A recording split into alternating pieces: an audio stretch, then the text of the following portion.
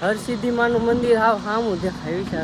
તમને હરસિદ્ધિ માની થોડી સ્ટોરી કહી દઉં. રસ્તા પર લિફ્ટ માંગી માંગીને દ્વારકા જાય છે. અહીંથી કેટલું બાકી ખબર? દ્વારકા જો ખાલી 38. હર હર મહાદેવ, જય દ્વારકાધીશ. મિત્રો તો કેમ છો બધા? મજામાં જ છો? હાર્દિક સ્વાગત છે મારા નવા બ્લોગમાં, નવા વિડીયોમાં. અત્યારે જો સવારના વાગ્યા છે ટાઈમ, બધા જાગી ગયા, નાસ્તો કરી લીધો ને જો હવે આવું વ્યૂ હતું કંઈક, કાલે તમને બતાવ્યું હતું બીજા બ્લોગમાં. તો હવે અહીંથી નીકળીએ. મિત્રો સવાર થઈ ગયું ને જો અત્યારે આ હોટલ ઊભા છીએ, એનો ચા પી નાસ્તો કરીએ. બધાએ નાસ્તો કરવા બેસી ગયા. જો હાલવા માંડ્યા તૈણી, ઓલા જો વાહે બેહા, અમે તઈને હાલવા માંડ્યા. હવે અહીં થોડુંક જ છે, અમારે રોકાવાનું છે. હર્ષદ મૈયાણી એ રોકાવાનું છે, ત્યાં મંદિર છે, ત્યાં અમે 4 વાગ્યા સુધી રોકાવું. દિયા આસમી જાય ને 4-5 વાગ્યા, 4-5 વાગ્યા સુધી રોકાવું. પછી ત્યાં નીકળશું 4-5 વાગે, આખી રાત હાલવાનું છે. પછી સવાર ડાયરેક્ટ દ્વારકા જ આવશે. સવારે કેટલા 10 વાગે પહોંચી જાવ દ્વારકા. હરસિદ્ધિ માનું મંદિર હાવ સામું દેખાય વિચાર. હવે મજા આવે છે હાલવાની. મંદિર સામું દેખાય એટલે હાલવાની મજા જ આવે. આમ જો વ્યૂ જો તમે ખાલી, આ દરિયો છે ને સામે અમારે જવાનું છે ઓલા મંદિરે, હરસિદ્ધિ માનું મંદિરે. ઉપર હોતે છે, હાસુ મંદિર ઉપર છે, પણ ત્યાં વાંધો એ છે કે સડાય એમ નથી હવે, કેમ કે હજી અમારે દ્વારકા પહોંચવાનું છે. એટલે જો ત્યાં ચડશું ને તો પગનું હાવ પૂરું થઈ જાય એવું છે. ને મિત્રો જો આ પુલ છે ને કવડો મોટો, ખબર?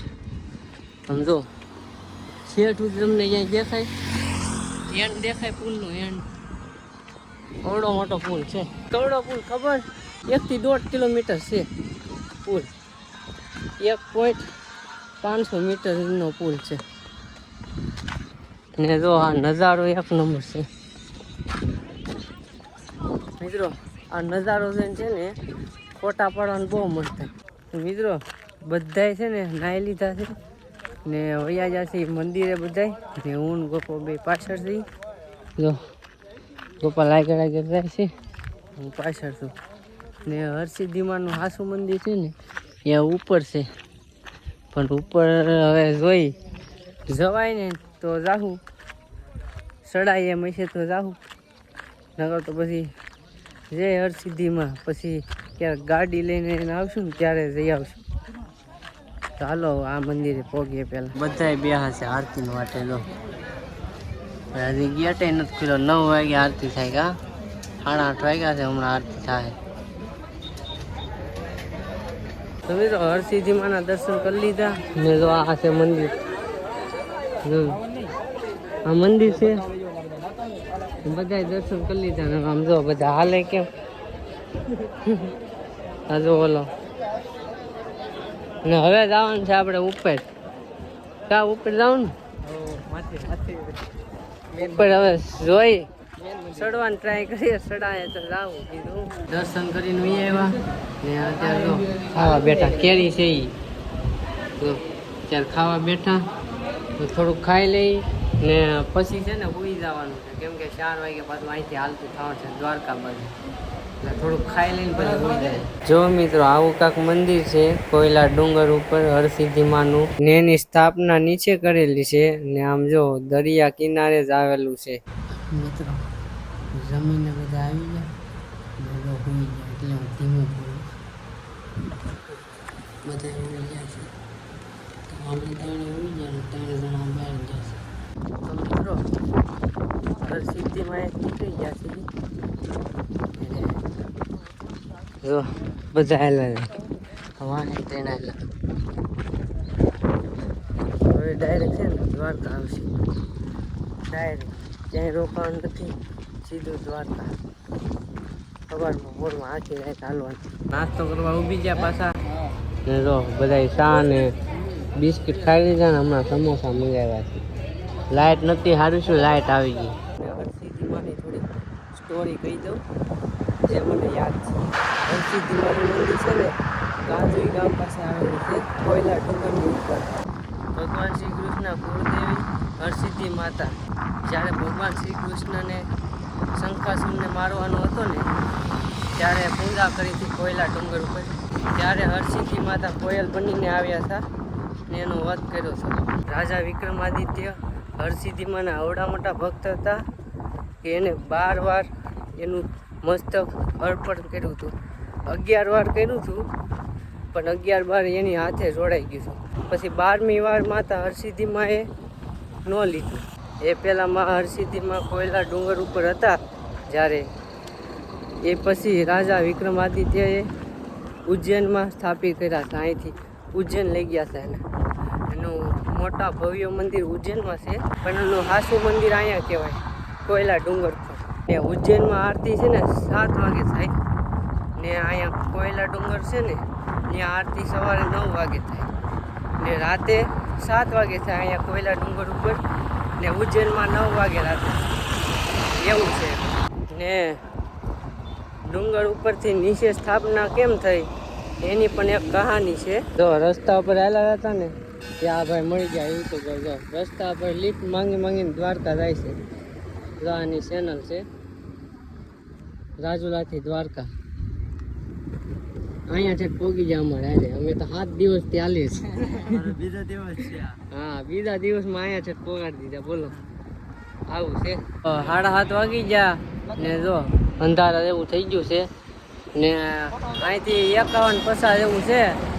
હવે આખી રાત હાલવાનું છે. હવે શું રાતે જ બહુ ઓલાય તડકાનું તો લાતું નથી એટલે રાતે હાલશું થોડુંક એટલે પોગી જાય. સવાર થાય ને ત્યાં પોગી જવું 10, 9, 10, 11 વાગ્યા સુધીમાં પોગી જવું. અત્યારે જો બધા પોરો ખાય છે. તો મિત્રો પાછા હાલતા થઈ ગયા ને થોડી ઘણી વાત મારે કહેવાની હતી પણ એમાં એક યુટ્યુબર મળી ગયા હતા. મેં કીધું પછી કહી દઈ. તો અત્યારે પાછો હાલો એ વાત જ કહું હું તમને કે માતાજીને નીચે કેવી રીતે લાવ્યા ખબર હરસિદ્ધિમાને. કે પહેલાં છે ને કેવું હતું કે ત્યાંથી વાહન નીકળતા ને અત્યારે બી એવું જ છે. ત્યાંથી વાહન નીકળતા ને તો શ્રીફળ પધરાવવું પડે દરિયામાં એમ તો જ એ વાણ આગળ જઈ શકે નકર વાણ ડૂબી જાય. એવું હતું એમ. અત્યારે બી એવું છે જ તે. તો એ એકવાર કચ્છના વેપારી ઝઘડુસા 7 વાણ લઈને નીકળ્યા હતા ત્યાંથી. તો એ આવું આપવાનું ભૂલી ગયા. શ્રીફળ નાખવું પડે ને એ ભૂલી ગયા. તેના 6 વાણ ડૂબી ગયા હતા. પછી 7મું વાણ એવી રીતે બસાવી લીધું કે એને પ્રાર્થના કરી હતી કે હું બસાવી લ્યો એમ. તો 7મું વાણ બસાવી લીધું. પછી ઝઘડુસાને છે ને માતાજી પ્રસન્ન થયા ને ઝઘડુસાએ કીધું કે તમે ઉપરથી નીચે આવી જાઓ એમ. અને ઝઘડુસાએ કીધું ઉપરથી તમે નીચે આવો ને કોઈના વાણ ના ડૂબે એવું કરો એમ. તો માતાજીએ એમ કીધું મને પગથિયે બલી આપે તો હું નીચે આવું એમ. પછી ઝઘડુસાએ હા પાડી દીધી ને પગથિયે ઝઘડુસાએ બલી આપી ને ઝઘડુસાએ પછી શરત માની લીધી માતાજીની. પછી પગથિયે બલી આપી ને પછી 4 પગથિયા બાકી હતા ને એ બલી પૂરી થઈ ગઈ. પછી છેલ્લે એના પુત્રની બલી આપી દીધી. પછી એના પત્નીની પણ બલી આપી દીધી ને છેલ્લે એની પણ બલી આપી દીધી. પછી માતાજી પ્રસન્ન થયા પછી નીચે પધાર્યા. આવી વાત છે મિત્રો માન્યમાં. ને પછી માતાજી પ્રસન્ન થયા ને તો બધાય જીવતા થઈ ગયા. પાછા એના પુત્ર એની 2 પત્ની હતી એની બલી આપી દીધી હતા. એને સજીવન કરી દીધા ભગવાને એમ. ને જો અત્યારે એનું મંદિર નીચે આવી ગયું છે. એ માન્યતા છે ટૂંકમાં. તો મને તો એટલી માહિતી છે. તમને કદાચ વધારે માહિતી હોય તો કોમેન્ટ કરી દેજો. ને જો અત્યારે બ્લોગે એવી રીતે બનાવું ને મિત્રો હાલતા તમને માહિતી આપું. એટલું બધું સ્ટ્રગલ કરું છું તો એક લાઈક કરી દેજો પાછા. ને જો અત્યારે અહીંયા હોટલ આવી છે ત્યાં હમણાં ઊભા રહેવું થોડી વાર કેમ કે આખી રાત હાલવાનું છે એટલે પોરો ખાવો પડે ને એટલે પોરો ખાઈ લઈ. ચા ને એવું પી લઈને તો મિત્રો 1 કલાક હાલી ગયા છે ને હોટલ આવી છે. કાંઈક ખાવું મસ્ત મજાનું કાંઈક ખાઈ લઈ. એમાં ખાવામાં એવું હોય કે નોર્મલ ખાવું પડે. બહુ નહીં ખાવાનું. બહુ ખાઈને તો વપકે ને એવું સડે. ના ભાઈને તો ફોટા પાડવાનો બહુ શોખ. ગમે ની હોટલ આવે એટલે ફોટો પાડી લેવાનો, સ્નેપ ઉપાડે. હાલો અહીંયા નાસ્તો બાસ્તો કરી લઈ. જોઈએ નાસ્તો કરવાનો છે કે ખાવાનું છે. જો મિત્રો અહીંથી કેટલું બાકી ખબર દ્વારકા? જો ખાલી 38 દેખાય. હા 38 કિલોમીટર છે ખાલી. બોલો અત્યારે વાગ્યા કેટલા ખબર? 11:30 વાગ્યા. હવે 38 કિલોમીટર છે. વિચારો કેટલું કાપ નાખ્યું અમે. હરસિદ્ધિમાં અહીંયાથી નીકળ્યા હતા 62 કિલોમીટર હતું. અત્યારે 11:30 કિલોમીટર રહ્યું છે. તમે ગણી લો કેટલું કાપ નાખ્યું. તો મિત્રો 1:30 વાગી ગયા ને જો બધા નાસ્તો કરી લીધો ને જો અહીંયા બધા બેહા પોળો ખાઈ લઈએ પછી ઉપડીએ. જો લાંબા ટાટિયા કરવા પડે નકર. ને આ ભાઈની અમારે દાઈને જ બગડી ગઈ.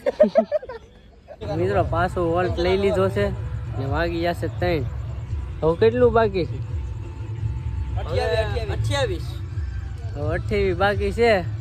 28 કાપે એટલે ડાયરેક્ટ દ્વારકા. હજી 3 વાગ્યા. હવે 28 જોઈએ હવે ક્યારે કપાય. 8 વાગે 9 વાગે 10 વાગે જોઈએ હવે. અહીંયા બર્થડે ની સ્ટોરી મેકાય છે. રસ્તામાં બર્થડે આવે. બોલો આજ આનો બર્થડે છે. 2 દી પહેલા ઓલાનો બર્થડે હતો, આજ આનો બર્થડે છે. એવું છે બધું મિત્રો. તો મિત્રો અંજવાળું થઈ ગયું ને આયલી હોળ બાકી છે. તો મિત્રો નાસ્તો કરીને પાછા હાલવા માંડ્યા ને હવે દ્વારિકા કેટલા છે ખબર છે? એ છે ને તમને બીજા બ્લોગમાં જોવા મળશે. અત્યારે આ બ્લોગ છે ને પૂરો કરી દો. આ બ્લોગ તમને કેવો લાગ્યો કોમેન્ટ કરીને જરૂર કહેજો. એક લાઇક કરી દેજો. નવા હોય તો સબસ્ક્રાઈબ કરી દેજો. મળીએ છીએ આપણે બીજા બ્લોગમાં.